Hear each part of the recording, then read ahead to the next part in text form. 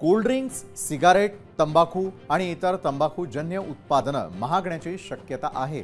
अशा उत्पादनांवरील जीएसटी हा आता 28% थेट 35% करण्याचा प्रस्ताव ठेवल्याची माहिती मिळते। बिहारचे उपमुख्यमंत्री सम्राट चौधरी यांच्या अध्यक्षतेखालील मंत्री गटाने कपड्यांवरील करांचे दर तर्कसंगत करण्याचा निर्णय घेतलेला आहे। वस्तू आणि सेवा कराच्या दरामध्ये सुसूत्रता आणण्यासाठी या गटाची स्थापना करण्यात आलेली होती। मंत्री गटाच्या बैठकीमध्ये घेण्यात आलेल्या निर्णयांवर जीएसटी परिषदेमध्ये अंतिम निर्णय घेतला जाईल। जीएसटी काउन्सिलकडे एकूण 148 वस्तूंच्या कर दरामध्ये बदल करण्याची शिफारस केली जाणार आहे।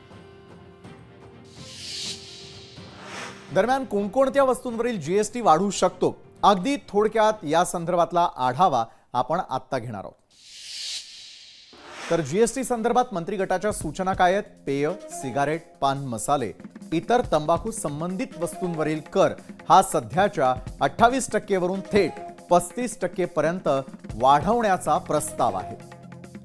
त्यानंतर रेडीमेड कपड्यांच्याही जीएसटी दरामध्ये वाढ करण्याच्या सूचना करण्यात आलेल्या आहे। 1500 रुपयांपर्यंतची जी किंमत आहे त्यावरती 5% दराने कर आकारला जाऊ शकतो।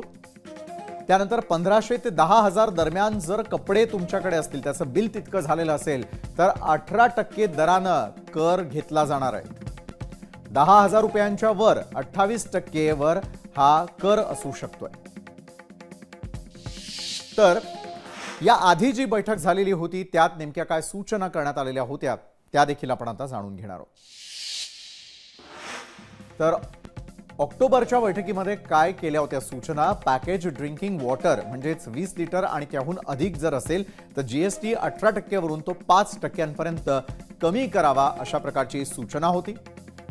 त्यानंतर 10,000 रुपयांपेक्षा कमी किमतीच्या सायकल जीएसटी 12% वरून थेट 5% पर्यंत कमी करावा असं सूचित करण्यात आलेलं होतं। त्यानंतर नोटबुक जीएसटी त्या संदर्भातला 12% वरून 5% पर्यंत कमी करावा, कारण नोटबुक हे विद्यार्थ्यांसाठी अतिशय महत्त्वाचं असतं।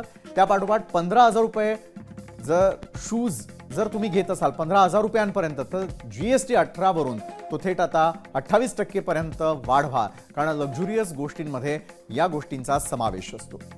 त्यानंतर 25,000 वरील मनगटी घड्याळ जर तुम्ही घेणार असाल तर जीएसटी 18% वरून तो 28% पर्यंत वाढवावा, अशा प्रकारच्या सूचना ऑक्टोबरमध्ये झालेल्या बैठकीत देण्यात आलेल्या होत्या।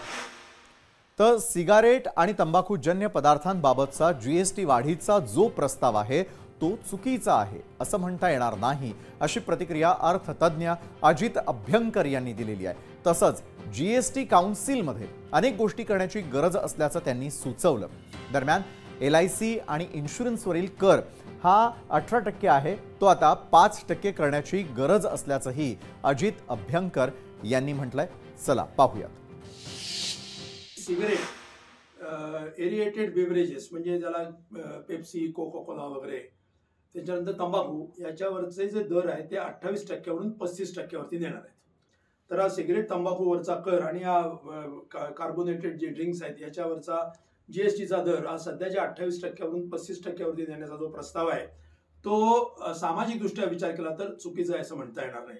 परंतु प्रश्न फक्त या विशिष्ट वस्तूंवरचा कर वाढवतंय आणि त्याच्यामध्ये काहीतरी सामाजिक उपक्रमशीलता किंवा सामाजिक काहीतरी कल्याणाचा भाग आहे म्हणून त्याला पाठिंबा देणं एवढाच फक्त मर्यादित भाग या सगळ्या प्रस्तावामध्ये त्याचा विचार करणं चुकीचं आहे।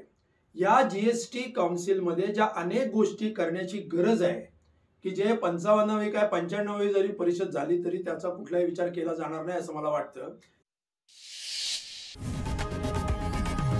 लोकशाही मराठी ऐका, पहा, जागरूक रहा।